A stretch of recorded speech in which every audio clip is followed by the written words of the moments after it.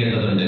രണ്ടാമത്തത്, നമ്മളിലേക്ക് കടന്നു വരുന്ന ഏതൊരു അനുഗ്രഹവും നാളെ റബ്ബിന്റെ മുന്നിൽ ചോദ്യം ചെയ്യപ്പെടുന്നതാണ്. നമ്മൾ കഴിച്ച ഭക്ഷണത്തെ കുറിച്ച് ഈ ഒരു ആയത്തിന് വിശദീകരിക്കുന്നിടത്ത് ഒരു റിപ്പോർട്ട് പറഞ്ഞുകൊണ്ട് ഇബ്നു കസീർ റഹിമഹുല്ലാഹ് ഒരു ചരിത്ര സംഭവത്തെ കുറിച്ച് പറയുന്നുണ്ട്.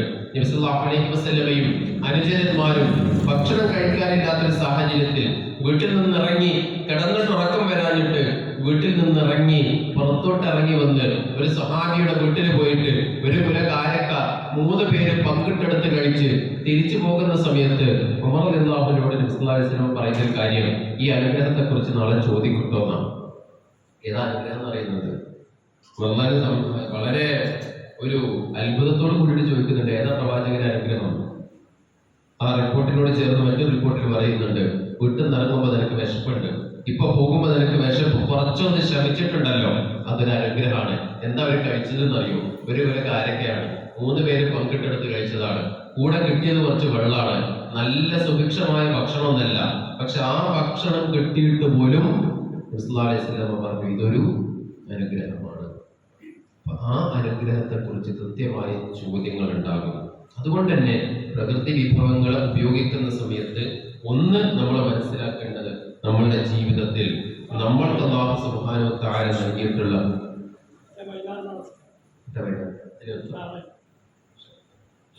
ഈ ഒരു സന്ദർഭത്തിൽ നമ്മൾ മനസ്സിലാക്കേണ്ടത്, അല്ലാഹു സുബ്ഹാനഹു വ തആല നമ്മൾക്ക് നൽകിയിട്ടുള്ള ഏതൊരു അനുഗ്രഹത്തിനും അളവ് വെച്ചിട്ടുണ്ട്, അതിന് കണക്ക് പറയേണ്ടി വരും. മിതമായി മാത്രം അതിനെ ഉപയോഗപ്പെടുത്തുവാൻ നമ്മൾ ശ്രമിക്കുക. രണ്ടാമത്തത്, നിസ്സാരനാണ് എന്ന് കൃത്യമായി ബോധ്യപ്പെടുക. അതോടൊപ്പം തന്നെ നമ്മുടെ ജീവിതത്തിൽ നിരന്തരമായ പ്രാർത്ഥനകൾ ഉണ്ടായിരിക്കുക. ഇനി വേറെ ഒറ്റ കാര്യം കൂടി പറഞ്ഞുകൊണ്ട് അവസാനിപ്പിക്കുകയാണ്. അത് മറ്റൊന്നല്ല, മനുഷ്യന്റെ നിലപാടിനെ കുറിച്ച് ഖുർആൻ ചില കാര്യങ്ങൾ പറയുന്നുണ്ട്. ഒന്ന്, എല്ലാ സന്ദർഭത്തിലും അല്ലാഹുവിനെ കീഴൊതുങ്ങിക്കൊണ്ടിരിക്കുന്ന ഒരു വിഭാഗം ആളുകൾ. രണ്ടാമത്തത്, എല്ലാ സന്ദർഭത്തിലും അല്ലാഹുവിനെ ധിക്കരിച്ചു കൊണ്ടിരിക്കുന്ന രണ്ടാമത്തെ വിഭാഗം ആളുകൾ. മൂന്നാമത്തെ വിഭാഗം ആളുകളെ കുറിച്ച് ഖുർആൻ പറയുന്നുണ്ട്. അവരെ വളരെ മോശമായി തന്നെയാണ് ഖുർആൻ കാണുന്നത്. അത് വേറൊന്നുമല്ല, അല്ലാഹു സുബ്ഹാനഹു വ തആല ഏതെങ്കിലും ഒരു പ്രയാസങ്ങൾ തരുന്ന സമയത്ത് അല്ലാഹുവിനോട് പ്രാർത്ഥിക്കുകയും എന്നാൽ ആ പ്രയാസം നീങ്ങിക്കഴിഞ്ഞാൽ പ്രാർത്ഥിച്ചിട്ടേ ഇല്ല എന്ന് തോന്നുകയും ചെയ്യുന്ന ആളുകൾ. അവിടെ പ്രയാസങ്ങൾ ഉണ്ടാകുമ്പോൾ പള്ളിയിൽ വരും, പ്രയാസങ്ങൾ ഉണ്ടാകുമ്പോൾ അവരുടെ ജീവിതത്തിൽ തഖ്വ ഉണ്ട് എന്ന് തോന്നിപ്പിക്കുന്ന രീതിയിലുള്ള പ്രവർത്തനങ്ങൾ ഉണ്ടാകും. പക്ഷേ ആ പ്രയാസങ്ങൾ നീങ്ങി ഗുണങ്ങൾ ഉണ്ടായി കഴിഞ്ഞാൽ അവരുടെ ജീവിതത്തിലേക്ക് അധാർമികതകൾ കടന്നു വരും. അതുണ്ടാകാൻ പാടില്ല.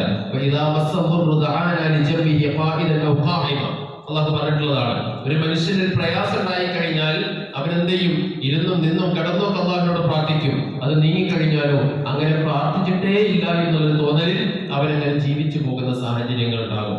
രണ്ടാമത്തെ ഒരു പ്രശ്നം എന്ന് പറയുന്നത്, ഇത്തരത്തിലുള്ള പ്രയാസങ്ങളിൽ അല്ലാഹു സുബ്ഹാനഹു വ തആല നമ്മെ രക്ഷിക്കുമ്പോൾ, അല്ലെങ്കിൽ അല്ലാഹു സുബ്ഹാനഹു വ തആല നമുക്ക് ഗുണങ്ങൾ നൽകുന്ന സമയത്ത് നമ്മൾ വിചാരിക്കും അല്ലാഹുക്ക് നമ്മളോട് സ്നേഹമുള്ളത് കൊണ്ടാണ്.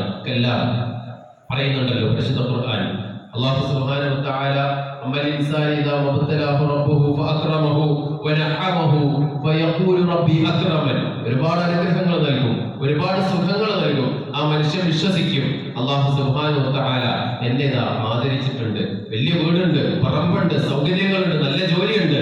അവൻ വിശ്വസിക്കും, അല്ലാഹു എന്നെ ആദരിച്ചിട്ടുണ്ട്. നാട്ടുകാരും പറയും, ഓ അവൻ അല്ലാഹു എത്ര കൊടുത്തിട്ടുള്ളത്.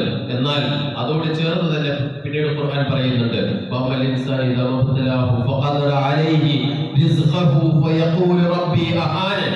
കച്ചവടത്തിൽ പ്രയാസം ഉണ്ടാകും, ജോലിയിൽ പ്രശ്നങ്ങൾ ഉണ്ടാകും, വീടിന്റെ ഒരു ഭാഗം ആരൊക്കെയോ കൊണ്ടുപോയിട്ടുണ്ടാകും.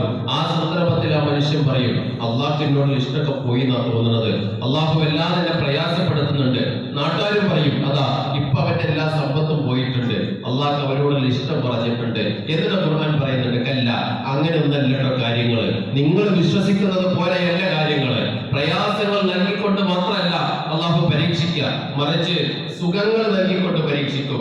അതോടൊപ്പം തന്നെ നിങ്ങളുടെ ജീവിതത്തിൽ അനുഗ്രഹങ്ങൾ നൽകിക്കൊണ്ട് പരീക്ഷിക്കും. ആ പരീക്ഷണത്തിൽ വിജയിക്കുവാൻ നമുക്ക് സാധിക്കേണ്ടതുണ്ട്. അത് വളരെ കൃത്യമായി ആലോചിക്കേണ്ട ഒരു കാര്യമാണ്. ഇനിയോ ഇത്തരത്തിലുള്ള സന്ദർഭങ്ങൾ നമുക്ക് നൽകുന്ന അവസാനത്തെ പാഠം പരലോകവുമായി ബന്ധപ്പെട്ടാണ്. വയനാട്ടിൽ പ്രയാസങ്ങൾ ഉണ്ടായപ്പോൾ, വയനാട്ടിൽ നിന്നല്ല, എവിടെ പ്രയാസങ്ങൾ ഉണ്ടായി കഴിഞ്ഞാലും തൊട്ടടുത്ത നിമിഷത്തിൽ വലിയ വാഹനങ്ങളിൽ ആളുകൾ അങ്ങോട്ട് പുറപ്പെടാറുണ്ട്. എങ്കിൽ അവരെ രക്ഷിക്കേണ്ടതുണ്ട്, അവർക്ക് സഹായം അർപ്പിക്കേണ്ടതുണ്ട്. സഹോദരങ്ങളെ, ഇതൊക്കെ പ്രകൃതി ദുരന്തങ്ങളിൽ നാം കാണുന്ന കാഴ്ചയാണ്. എന്നാൽ ലോകം അവസാനിക്കുന്ന സമയത്ത് അള്ളാഹു നൽകുന്ന ഒരു കാഴ്ചയുണ്ട്.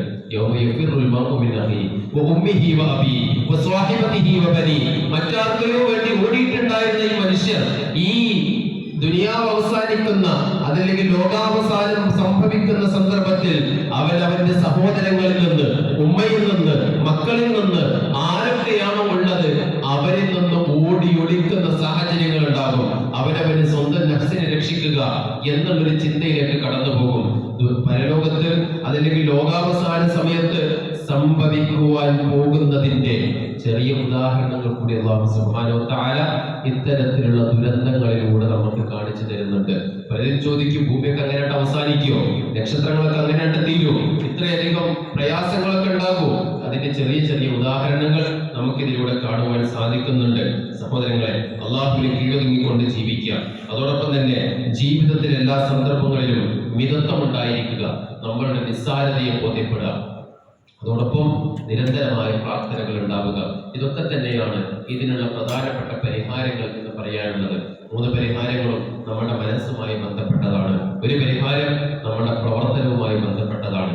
മനസ്സൊരുക്കുകയും അതിനനുസരിച്ചിട്ടുള്ള പ്രവർത്തനങ്ങൾ നമ്മുടെ ഭാഗത്തു നിന്ന് ഉണ്ടാവുകയും ചെയ്യുന്ന സമയത്താണ് ഇത്തരത്തിലുള്ള ഈ ഒരു കാര്യത്തിൽ നിന്ന് നമുക്ക് രക്ഷപ്പെടുവാൻ സാധിക്കുന്നത്. ഇതൊരിക്കലും അവസാനത്തേതല്ല എന്നുള്ളത് കൂടി സൂചിപ്പിക്കുകയാണ്. ഇനിയും പ്രയാസങ്ങൾ ഉണ്ടാകും. ഈമാനിന്റെ ശക്തി കൊണ്ട് അതിനെ മറികടക്കുവാൻ നമുക്ക് സാധിക്കേണ്ടതുണ്ട്. അല്ലാഹു സുബ്ഹാനഹു വ തആല നമ്മളിൽ നിന്ന് ഈ നമ്മുടെ പ്രവർത്തനങ്ങളെല്ലാം സ്വീകരിക്കുകയും നമ്മുടെ പാപങ്ങളെല്ലാം പുറത്തു തരികയും ചെയ്യുമാറാകട്ടെ. അള്ളാഹുവിനെ കീഴൊതുങ്ങിക്കൊണ്ടിരിക്കുന്ന ജീവിക്കുന്ന യഥാർത്ഥ വിശ്വാസികളിൽ അള്ളാഹു നമ്മെ ഏവരെയും ഉൾപ്പെടുത്തി അനുഗ്രഹിക്കുമാറാകട്ടെ. നമ്മളിൽ നിന്ന് ഇവിടെ പറഞ്ഞു പോയിട്ടുള്ള ഒരുപാട് ആളുകളുണ്ട്. അല്ലാഹു സുബ്ഹാനഹു വ തആല അവരുടെ ജീവിതം, അവരുടെ ഖബർ ജീവിതം വിശാലമാക്കി കൊടുക്കുമാറാകട്ടെ. നമുക്ക് ഇവർക്ക് മേലെ സുപരിചിതനാണ്.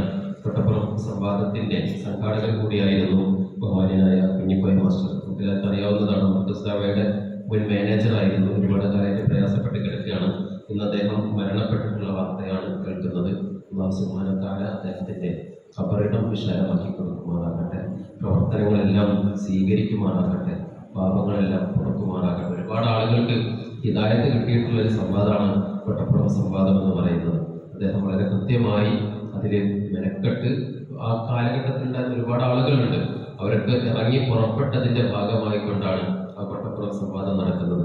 അതുകൊണ്ട് തന്നെ ഒരുപാട് ആളുകൾക്ക് ഹിദായത്ത് നൽകിയിട്ടുണ്ട്. അല്ലാഹു അത് അവരിൽ നിന്ന് സ്വീകരിക്കുമാറാകട്ടെ.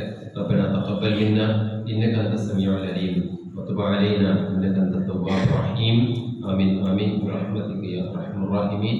വസല്ലല്ലാഹു അലാ നബിയ്യിനാ മുഹമ്മദിൻ വഅലാ ആലിഹി വസഹ്ബിഹി അജ്മഈൻ. അസ്സലാമു അലൈക്കും വറഹ്മത്തുള്ളാഹി വബറകാതുഹു.